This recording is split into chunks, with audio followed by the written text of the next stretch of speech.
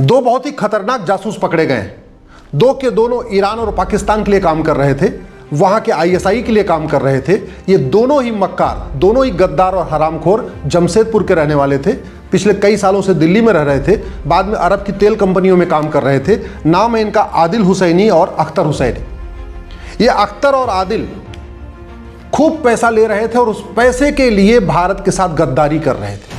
उनका परिवार भारत में रहता है और खुद रहते हैं भारत में, भारत का खाते हैं, भारत में रहते हैं, भारत की हवा लेते हैं, भारत का पानी लेते हैं, लेकिन देश के साथ गद्दारी कर रहे थे। और अब की बार बहुत ही खतरनाक गद्दारी कर रहे थे, क्योंकि वो हमारे परमाणु संयंत्र, हमारा जो परमाणु रिसर्च सेंटर है, भाभा एटॉमिक रिसर्च सेंटर, उसकी पूरी की पूरी डिटेल ईरान और पाकिस्तान को दे रहे थे। और वो भी वैज्ञानिक बन के, ऐसा नहीं वो खुद इसका मतलब इंटर कर चुके थे, साइंटिस्ट के रूप में काम कर रहे थे, साइंटिस्टों से बात कर रहे थे, उनसे मिल के पूरी डिटेल ले रहे थे। और वो सारी की सारी डिटेल पाकिस्तान की आईएसआई को भेज रहे थे और ईरान को भेज रहे थे। सवाल ये है कि जितने हरामखोर, जितने गद्दार, जितने मक्कार, जितने जासूस भारत में पैदा होते हैं, इतने अरब, दुबई, कुवैत, बहरीन में क्यों नहीं पैदा होते? जितने गद्दार, जासूस, मक्कार, हरामखोर भारत में पैदा होते हैं, इतने चीन, जापान, सिंगापुर में क्यों नहीं पैदा होते? जितने जासूस, गद्दार, मक्कार, हरामखोर भारत में पैदा होते हैं, इतने अमेरिका, रूस और जर्मनी में क्यों नहीं पैदा होते? जानते हैं इसको? क्योंकि हमारे देश का कानून महा घटिया है, महा सड़ा हुआ है। जासूसी के खिलाफ हमारे देश में आज भी 1923 वाला कानून चल रहा है। ये 1923 का कानून अंग्रेज बना के गए थे। इसमें मैक्सिमम 3 साल की सजा है और इसीलिए 1950 के बाद से अब तक सैकड़ों की संख्या में जासूस पकड़े जा चुके हैं, लेकिन सब 3-3 साल के बाद छूट जाते हैं, क्योंकि कानून ही नहीं हमारे पास। हमारा कानून अंग्रेजों वाला चल रहा है। हमने कहते नहीं अग्नियान बना लिया, मंगलयान बना लिया, सूर्ययान बना लिया, चंद्रमा पे पहुंच गए, हाईवे बना लिया, एयरपोर्ट बना लिया, मिसाइल बना लिया, परमाणु बम बना लिया। पता नहीं ये घटिया कानून क्यों नहीं बदला, मुझे समझ में नहीं आ रहा। हम अपने एक एक कानून की समीक्षा क्यों नहीं कर रहे हैं? जब भी कोई अपराध होता है तो हम क्यों नहीं देख रहे हैं कि हमारे देश में जो अपराध हुआ है उसके लिए कौन सा कानून है, और उसी अपराध पे चीन, जापान, सिंगापुर में क्या सजा होती, उसी अपराध पे अमेरिका में क्या सजा होती, दुबई में क्या सजा होती, अरब में क्या सजा होती। हम अपने इन कानूनों को क्यों नहीं देख रहे हैं? हमारे देश में कानून घटिया है, न्यायिक व्यवस्था सड़ी हुई है, तारीख पे तारीख चलती है, 3 साल की सजा है वो भी 30 साल के बाद मिलती है। इसलिए जासूसी चल रही, गद्दारी चल रही, मक्कारी चल रही, हरामखोरी चल रही। इसलिए मैं सरकार से निवेदन कर रहा हूं, सबसे पहले इस घटिया कानून को बदलें और इस बीएनएस में एक नया चैप्टर जोड़ें, ऑफेंस रिलेटिंग टू स्पाइंग। जब तक एक नया चैप्टर नहीं जोड़ा जाएगा offence relating to spying in BNS में, तब तक जासूसी, गद्दारी, मक्कारी, हरामखोरी कम नहीं होगी। हमारे देश में राष्ट्र की सुरक्षा के लिए जो खतरा होता है उससे निपटने के लिए एनएसए है, लेकिन इस कानून में, इस घटिया कानून में हमने लिखा ही नहीं कि जासूसी, गद्दारी, मक्कारी, हरामखोरी राष्ट्र की सुरक्षा के लिए खतरा है। इसलिए पुलिस जासूसों, गद्दारों, मक्कारों पे एनएसए लगाती नहीं।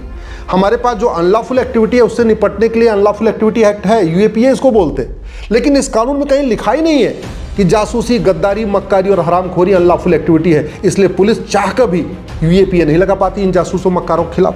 हमारे देश में ऑर्गेनाइज क्राइम से निपटने के लिए इस बीएनएस में सेक्शन 111 है, लेकिन उस सेक्शन 111 में लिखा ही नहीं है कि जासूसी, गद्दारी, मक्कारी, हरामखोरी ऑर्गेनाइज क्राइम है। हमारे देश में टेररिज्म के लिए सेक्शन 113 है इसमें, और ये जासूसी, गद्दारी, मक्कारी, हरामखोरी ये टेररिज्म से भी ज़्यादा खतरनाक है। अरे आतंकवादी तो केवल 2-4 लोगों को मारते हैं, 10 लोगों को मारते हैं, 20 लोगों को मारते हैं। अजमल कसाब आया था, उसने 250-300 लोगों को मारा।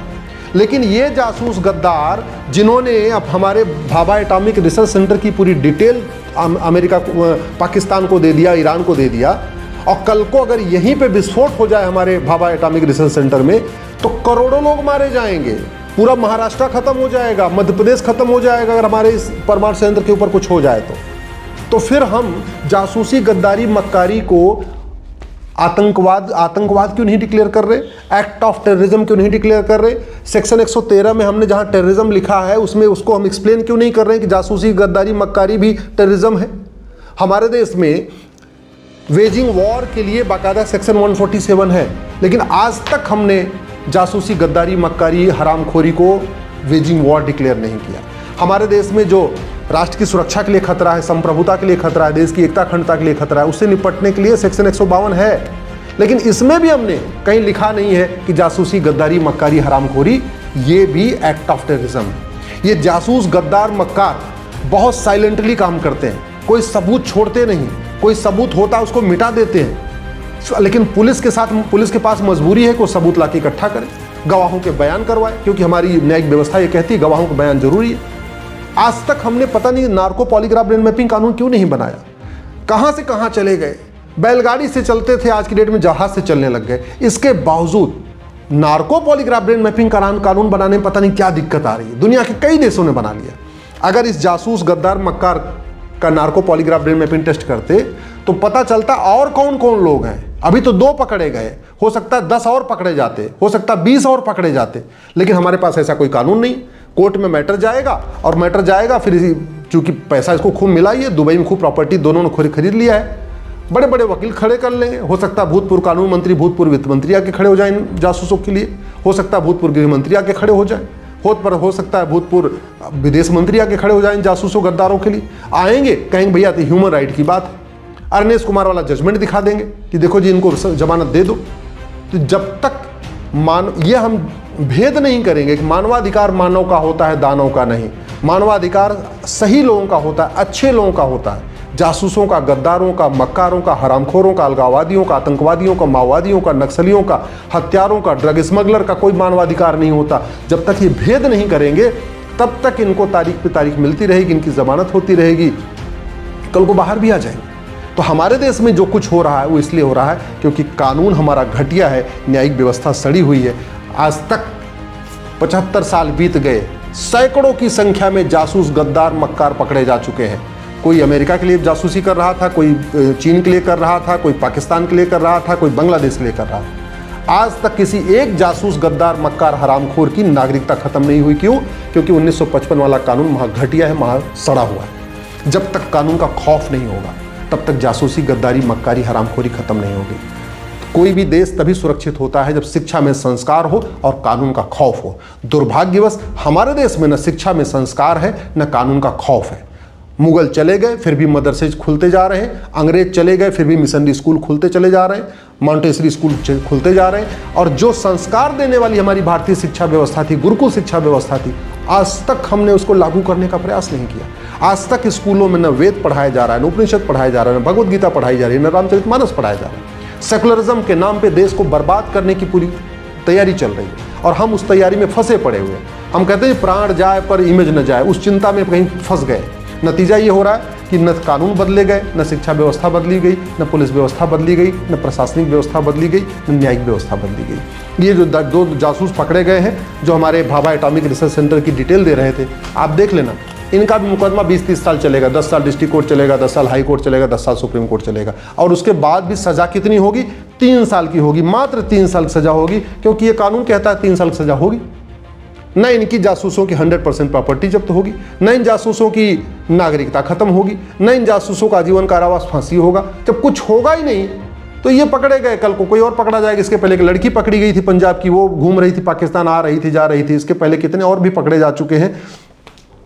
मेरा सरकार से निवेदन है, इन घटिया कानूनों को बदलने के साथ साथ पुलिस रिफॉर्म करिए। ये 1861 का पुलिस एक्ट बदलिए, पुलिस को एडवांस बनाइए, पुलिस को स्मार्ट बनाइए। दुनिया के अमेरिका में, बाकी देशों में जिस तरीके से स्मार्ट पुलिसिंग सिस्टम है और इंडिपेंडेंट पुलिसिंग सिस्टम है, रिस्पॉन्सिबल पुलिसिंग सिस्टम है, अकाउंटेबल पुलिसिंग सिस्टम है, वो सिस्टम भारत में भी लागू करिए।